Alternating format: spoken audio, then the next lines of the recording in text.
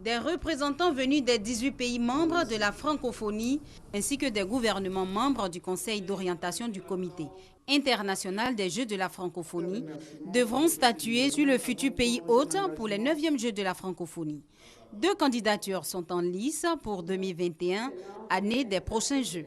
2 gouvernements du même pays, qui est le Canada. Nous avons le Canada-Québec et le Canada-Nouveau-Brunswick. Et dans les règles des Jeux de la francophonie, le pays qui doit abriter les prochains Jeux doit être désigné 5 ans à l'avance. Nous allons faire un huis clos pour désigner le pays hôte des Jeux de 2021.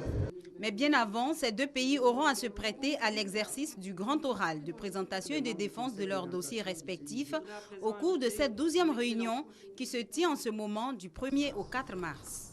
À 507 jours du début officiel des Jeux de la francophonie en Côte d'Ivoire, l'état d'avancement des travaux des 8e Jeux de la francophonie rassure la communauté francophone. Les choses avancent bien, tous les chantiers sont lancés, le dossier d'organisation des Jeux de la francophonie par la Côte d'Ivoire enregistre des avancées et on les félicite pour ça.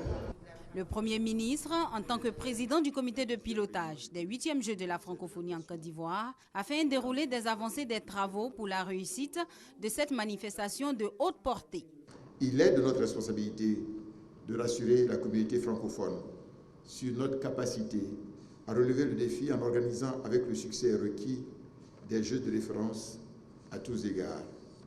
Dans ce sens, j'ai personnellement procédé le 25 février dernier au lancement officiel des travaux de rénovation et de construction de la quinzaine de sites d'hébergement, de sites culturels et sportifs devant abriter les Jeux 2017.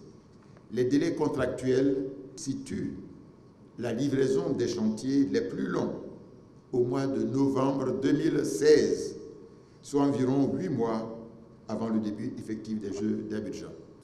Pour assurer un plein succès à ces 8e Jeux de la francophonie prévus du 21 au 30 juillet 2017, le Premier ministre Daniel Kablan-Duncan a également souhaité la pleine implication du secteur privé, grand moteur de la croissance ivoirienne.